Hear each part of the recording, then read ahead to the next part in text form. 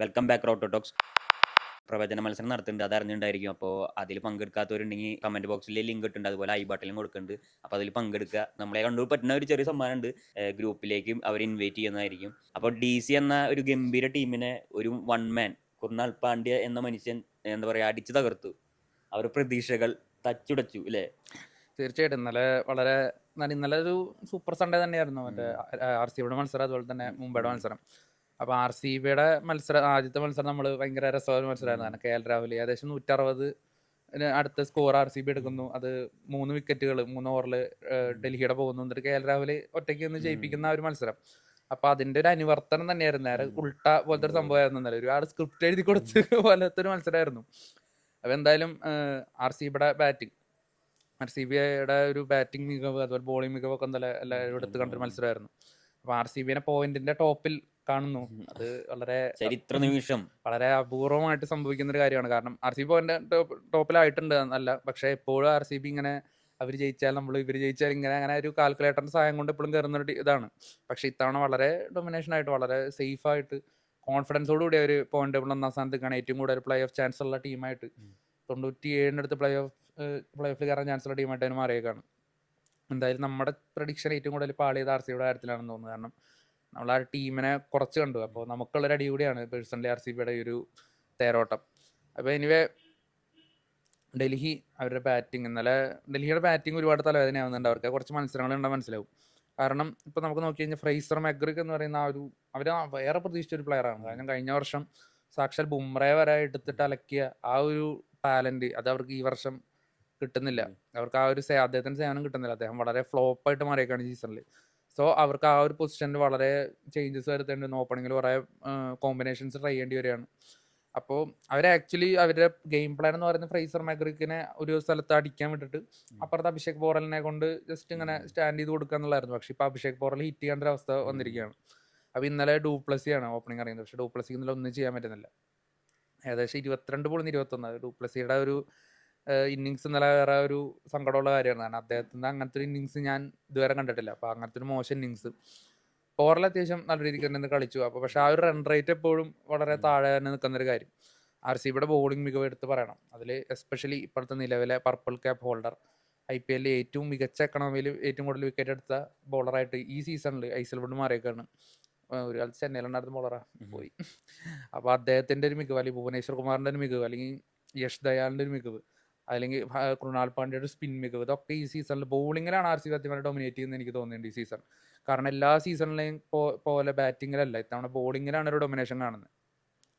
അപ്പോൾ ബോളിങ്ങിലോട്ട് വരുമ്പോൾ വളരെ മികച്ച രീതി തന്നെ RCB ഇതിൽ വന്നിറങ്ങി. 160 എന്നുള്ളൊരു സ്കോറിലോട്ട് ഡൽഹിയുടെ ബാറ്റിംഗ് നിര പിടിച്ചിട്ട്, അതും അവസാനത്തെ ഓവറുകളാണ് കുറച്ച് റൺസ് വരുന്നത്. സ്റ്റബ്സും അതുപോലെ വിപ്രാജൊക്കെ കുറച്ച് ബൗണ്ടറീസ് ഒക്കെ നേടിയതുകൊണ്ട് അവസാനത്തെ ഓവറുകളിലാണ് കുറച്ച് റൺസ് വരുന്നത്. അതുവരെ ഏറ്റവും മികച്ച രീതി തന്നെയാണ് RCB പന്തറിഞ്ഞത്. അതും KL രാഹുൽ, അക്സർ പട്ടേൽ, അങ്ങനത്തെ മികച്ച ഹിറ്റേഴ്സിനെയൊക്കെ ക്രീസിൽ നിർത്തി വട്ടം കറക്കി അവരെ കൊണ്ട് അധികം റൺസ് അടുപ്പിക്കാതെ ഗംഭീര ബോളിംഗ്, ഒന്നും പറയാനില്ല. അതിൽ ഹേസൽവുഡിന്റെ പെർഫോമൻസ് എടുത്ത് തന്നെ പറയണം.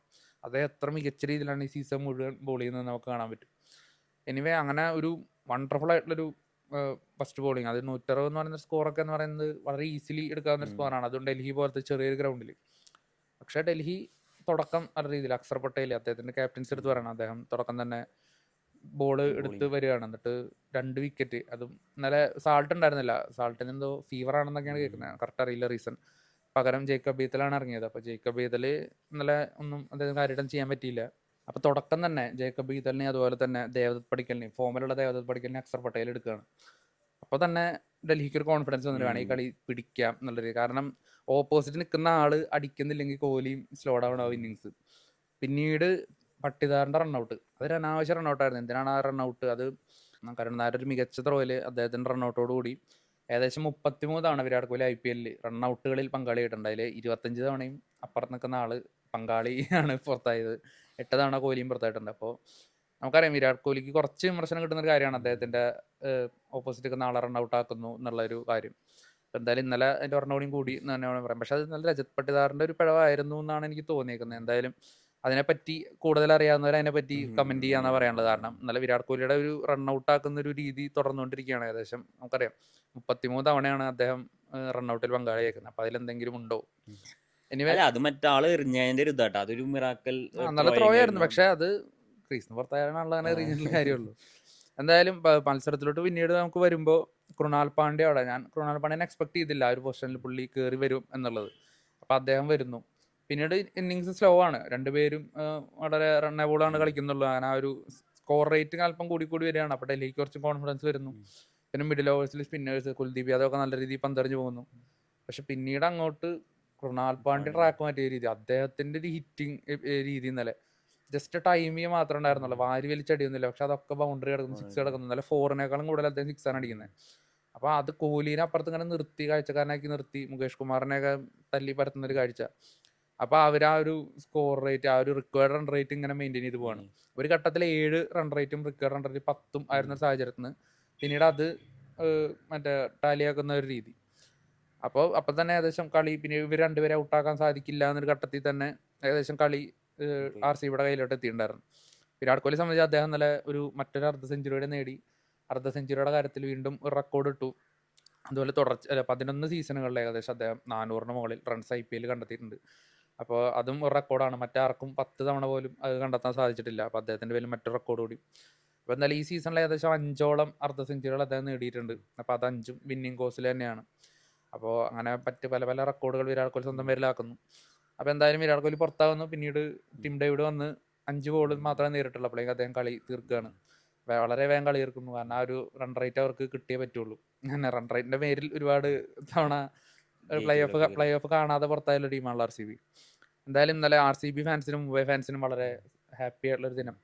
RCBയുടെ പെർഫോമൻസ് എടുത്തു പറയണം. കാരണം മെന്റലി അവർ ഭയങ്കര രീതിയിൽ സ്ട്രോങ് ആയി എന്നുള്ളൊരു സംഭവം. കറക്റ്റ് ശരിക്കും പറഞ്ഞാൽ ഞാൻ വിചാരിച്ചു കളി തോറ്റു, RCB തോറ്റു. പക്ഷെ അവിടെ നിന്ന് അത് ബിൽഡ് ചെയ്ത് കൊടുന്നു, റീബിൽഡ് ചെയ്ത് RCB തോക്കാനൊരു സാധ്യത ഉണ്ടായിരുന്നു ചെറുതായിട്ട്. പക്ഷെ അത് എനിവേ എന്തായാലും RCBയുടെ ഈ സീസണിലെ ബോളിംഗ് പെർഫോമൻസ് അത് എടുത്ത് തന്നെ പറയണം. ഇന്നലെ അവർ ഭുവനേശ്വർ കുമാർ, ഹെയ്സൽവുഡ്, യശ് ദയാൽ, കൃണാൽ പാണ്ഡ്യ, അങ്ങനെ അവരുടെ ആ ഒരു എൻ്റയർ ടീം ബോളിംഗ് ഡിപ്പാർട്ട്മെന്റ് വളരെ മികച്ച രീതിയിൽ തന്നെ കളിക്കുന്നുണ്ട്. ബാറ്റിംഗ് അല്ല ഇത്തവണ. പല മത്സരങ്ങൾ നോക്കിയാൽ മനസ്സിലാവും, എതിരാളികളെ ലോ സ്കോറിൽ പുറത്താക്കുക എന്നുള്ളതാണ് RCB പല തവണയായിട്ട് ചെയ്തുകൊണ്ടിരിക്കുന്നത്. അപ്പോൾ അവരുടെ ആ ഒരു ബോളിംഗ് മികവ് എടുത്ത് തന്നെ പറയണം. നമ്മൾ അവരുടെ ഒരു ഓപ്ഷനൊക്കെ കഴിഞ്ഞപ്പോൾ ഈ ടീം എന്ത് ചെയ്യും, ഈ ടീമിനെ വെച്ച് ഇവർ എന്ത് കാണിക്കുന്നൊക്കെ വിചാരിച്ചാണ്. പക്ഷേ എന്തായാലും RCB സീസണിൽ കിരീടം എടുക്കുകയാണെങ്കിൽ അത് ചരിത്രമാണ്. നമ്മൾ പലതവണ RCB ഫാൻസ് പറയുന്ന കാര്യമാണ്, നമ്മൾ കപ്പടിച്ചിട്ടില്ല. പക്ഷേ കപ്പടിച്ച് കഴിഞ്ഞാൽ അത് കഴിഞ്ഞതിന് ശേഷമുള്ള കാര്യങ്ങൾ നിങ്ങൾക്ക് ചിന്തിക്കാൻ പറ്റുന്നതിന് അപ്പുറമായിരിക്കും എന്നുള്ളത്. അവരുടെ സെലിബ്രേഷൻസ് ആ ലെവലായിരിക്കും എന്നുള്ളത്.